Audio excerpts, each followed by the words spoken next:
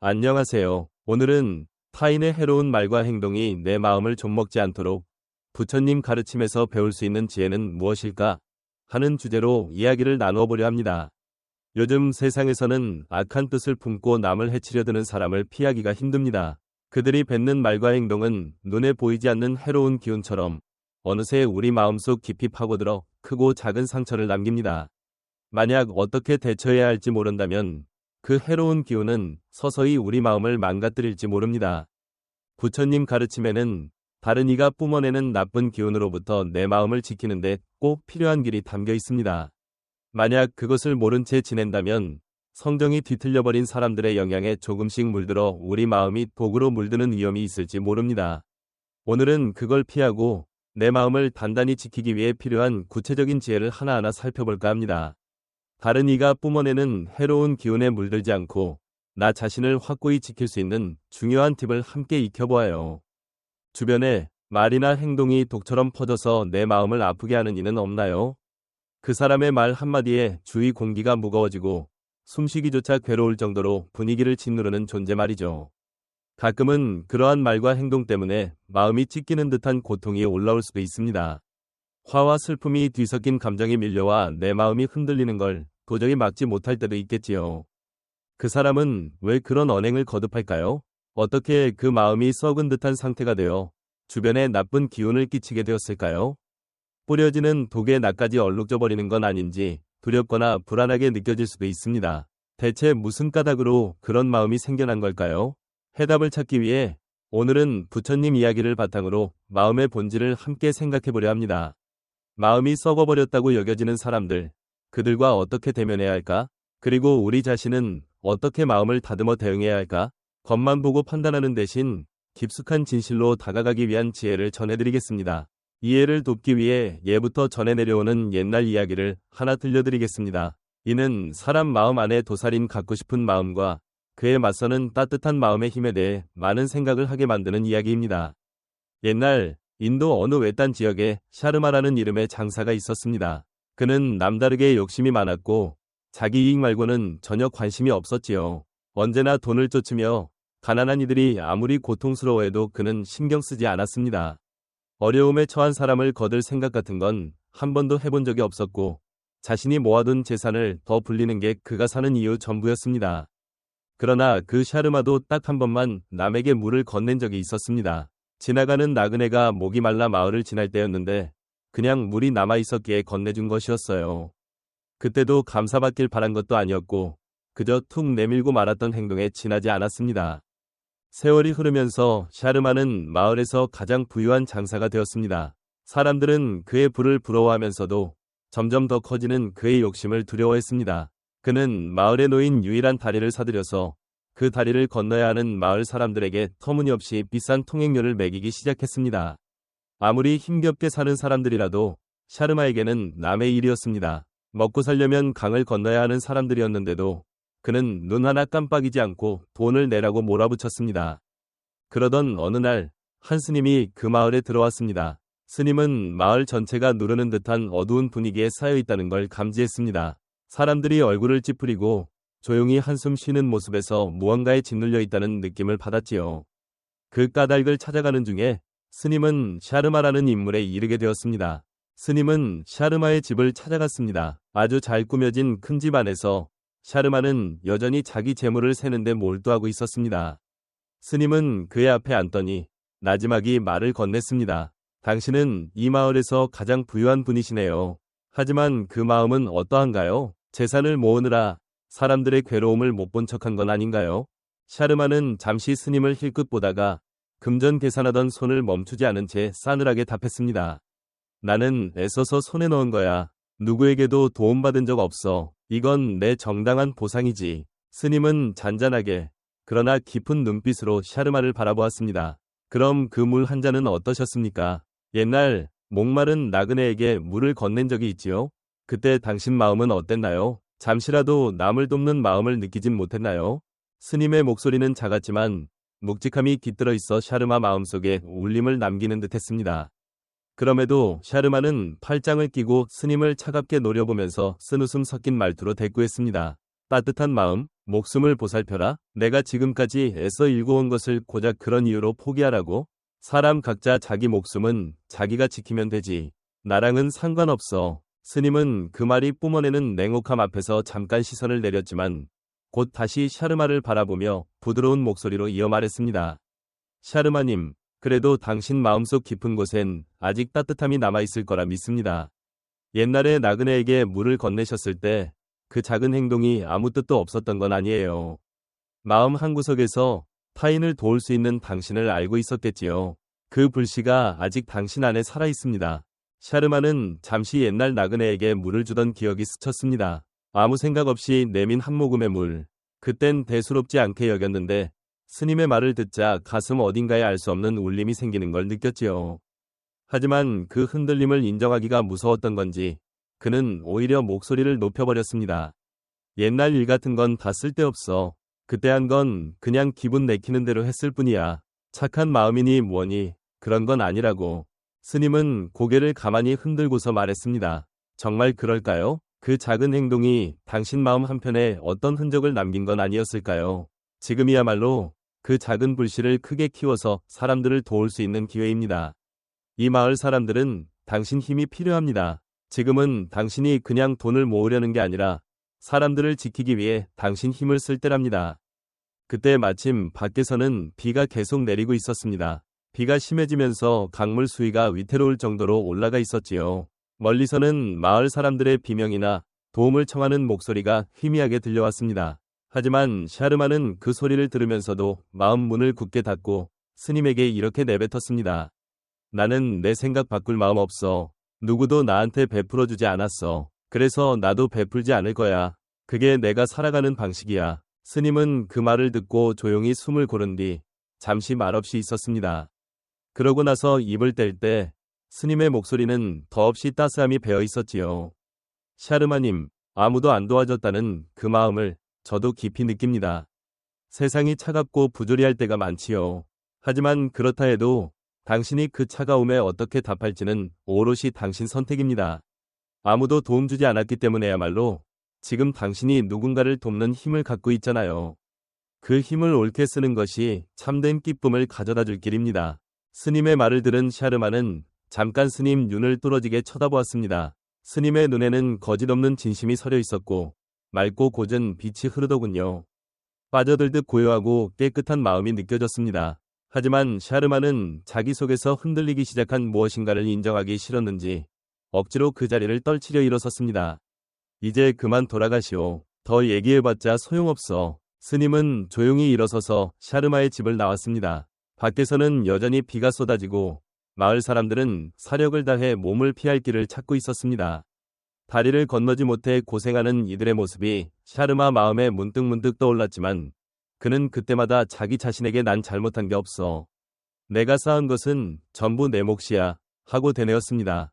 그날 밤 빗줄기는 더 거세졌고 강은 결국 범람했습니다. 마을 전체가 아수라장이 되었고 다리도 휩쓸릴 지경에 이르렀습니다. 그리고 그 다리를 가진 샤르마의 저택조차 이 홍수 피해에서 벗어날 수 없었습니다.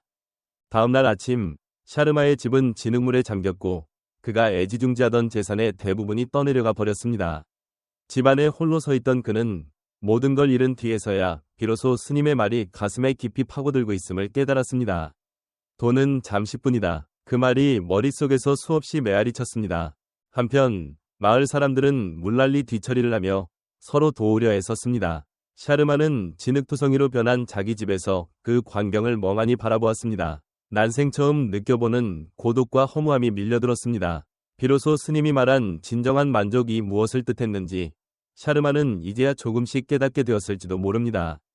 샤르마는 다리가 부서져 내려가는 마지막 순간까지도 자기 욕심에 사로잡혀 있었고 끝끝내는 다리와 함께 목숨까지 잃었습니다. 통행료를 낼 수 없는 자는 지나갈 자격이 없다며 고집을 부린 끝에 정작 자기 자신이 그 다리에 발이 묶여버린 꼴이 되었습니다.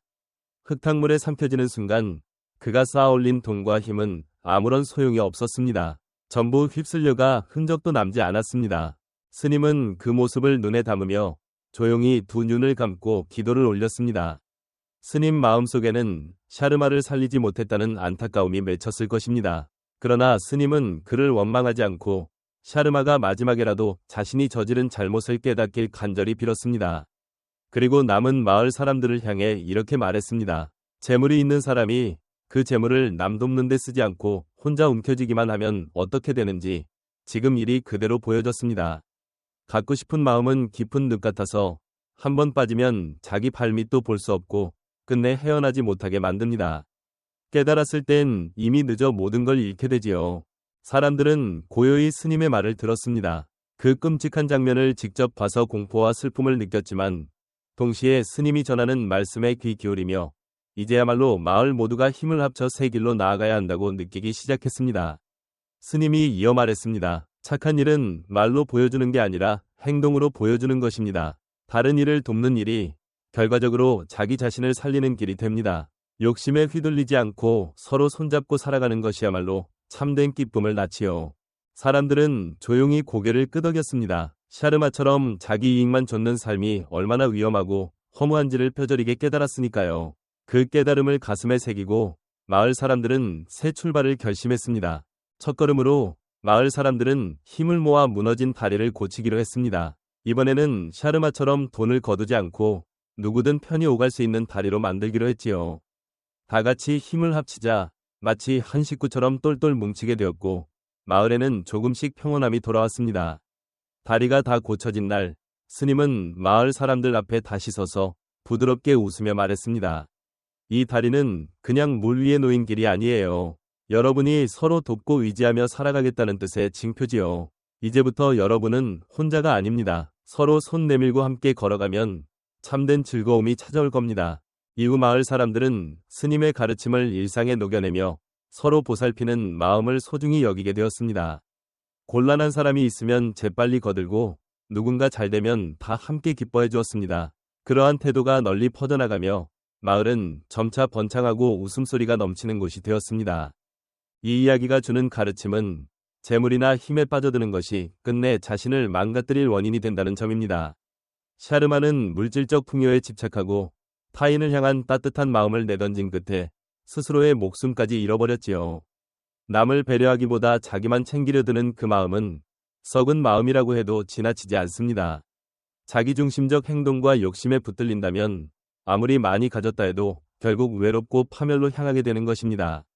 반면 스님이 전하듯이 남을 돕는 행동이야말로 참된 넉넉함을 가져옵니다. 설령 물질적으로 넉넉하지 않아도 사람과의 연결과 서로를 아끼는 마음이 있다면 마음이 풍요로워지고 그 마음의 풍요가 진정한 기쁨으로 이어집니다. 실제 세상에도 샤르마처럼 욕심에 이끌려 자기 이득만 좇는 사람들이 있습니다. 언뜻 보면 잘 나가고 있는 듯해 보일 수도 있지만 그 성공은 오래가지 못하고 결국 자신이 만들어낸 욕심에 덫에 빠지는 경우가 흔합니다. 그렇기에 우리는 스님의 가르침을 새기고 매일 살아가는 동안 서로를 헤아리며 돕는 일을 귀히 여겨야 합니다.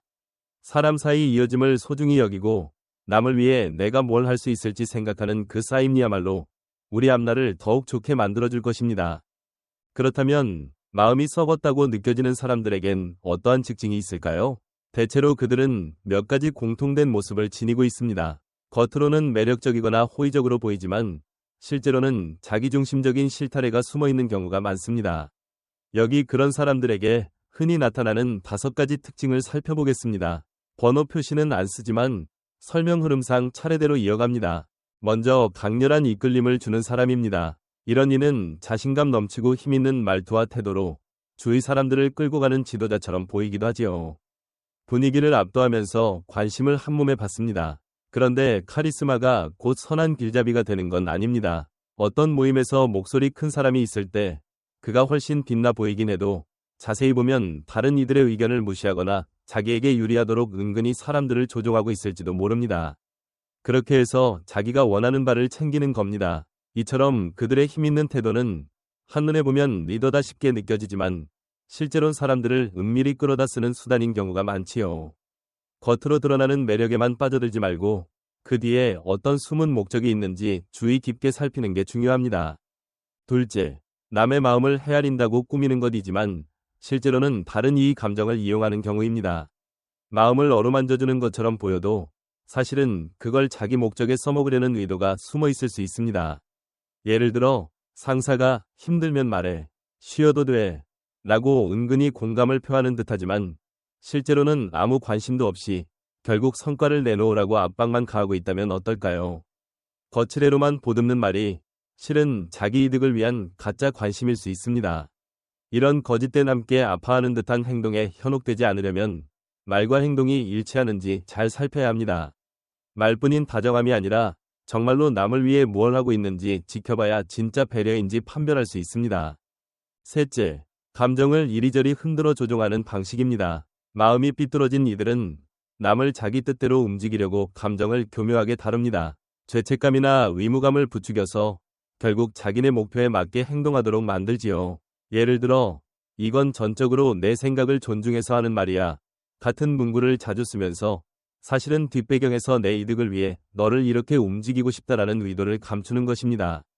혹은 네가 안 들어주면 정말 큰일 나 하고 상황을 만들어 거절하면 괜히 미안하게 느끼도록 몰아가는 식이지요. 이런 덫에 안 빠지려면 내 기준과 생각을 확고히 하고 남이 주는 압박감에 굴하지 않는 태도가 필요합니다. 죄책감을 씌우거나 의무감을 강조하는 말을 들을 때 냉정히 그건 내 몫이 아니다. 내가 결정할 문제다. 라고 선을 긋는 거죠. 자기 마음 소리를 귀히 여기고 남의 의도에 끌려가지 않는 힘을 기르는 게 핵심입니다. 넷째, 상대를 지배하려 드는 마음입니다. 마음이 썩은 사람 중엔 상대방을 한껏 간섭하고 자기 규칙 안에 가두려 드는 이들이 종종 있습니다. 겉으론 네가 잘 되길 바란다 며 진심을 베푸는 듯 보이지만 속으론 이 사람이 내 뜻대로 움직이도록 만들고 싶다는 욕심이 있지요. 예를 들어 친해진 친구나 연인이 처음에는 사소한 조언을 하는데 그치더니 점차 그 친구는 왜 만나? 그 취미는 쓸데없잖아 식으로 비난하고 나중엔 모든 행동을 간섭하려 드는 상황을 떠올려 보세요. 그들은 상대의 자유를 존중하지 않고 자기 틀에 맞춰둘 생각만 합니다. 원하는 대로 움직이지 않으면 짜증과 불만을 표출합니다. 그 지배욕에서 벗어나려면 처음부터 경계를 분명히 해야 합니다. 아무리 친절하게 보여도 내 방식과 선택을 소중히 여기고 그것을 지키겠다는 의지를 가져야지요. 만약 상대가 그 선을 넘어서 참견하려 들면 이건 내가 정할 문제야 하고 똑똑히 말하면서 내 자유를 지켜야 합니다. 다섯째, 거짓말을 습관적으로 한다는 점입니다. 마음 썩은 사람들은 날마다 주고받는 대화나 행동에 곧잘 거짓을 섞습니다. 처음엔 거짓이 제법 그럴듯해서 의심받지 않을 수도 있지만 시간이 지나며 조그만 거짓말들이 쌓이고 종국에는 모순이 드러납니다. 이들은 거짓말을 악한 짓이라 여기기보다 자기 안위를 지키고 남을 조종하기 위한 수단쯤으로 여깁니다. 그래서 사소한 거짓으로 시작하더라도 언젠가 커다란 불신을 불러오기 마련입니다. 누군가가 처음엔 자잘한 거짓말을 해서 어제는 일이 바빠서 못 만났어 라고 해놓고 사실은 다른 사람들과 놀고 있었던 식으로 들통나기 시작하면 점차 어디까지 진실이고 어디부터 거짓인지 구분이 모호해집니다.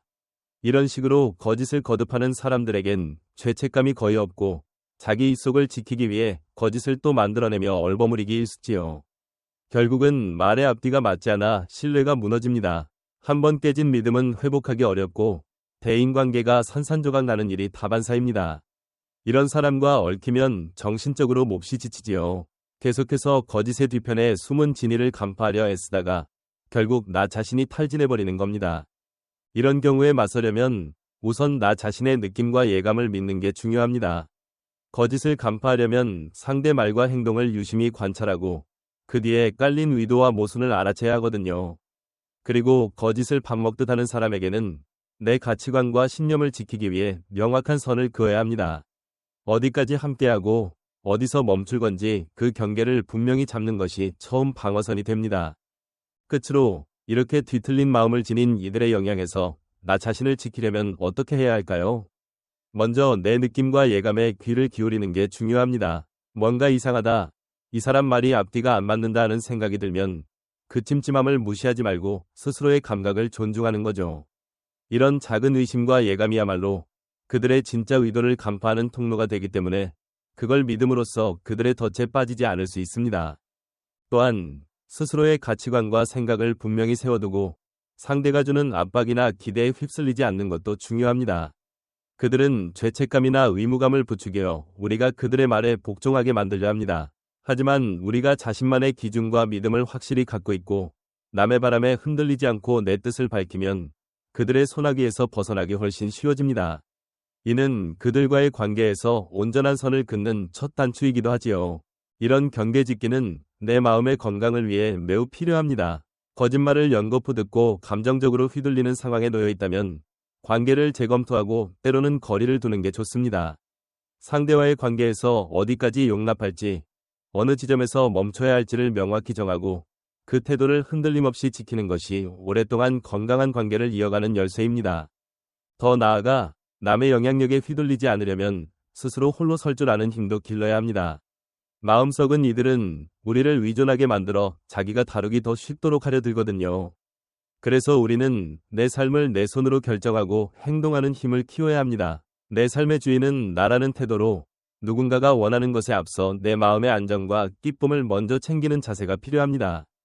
마지막으로 마음이 썩은 이들과의 관계를 정리하는 것이 내 마음의 평온을 지키는 중요한 걸음이라는 점을 기억해야 합니다. 그들과 어울리다 보면 힘이 빠지고 마음의 짐이 갈수록 커집니다. 하지만 어느 정도 선을 그어서 그 영향력을 제한하거나 필요하면 관계에서 물러남으로써 더 자유롭고 기쁜 삶을 얻을 수 있습니다.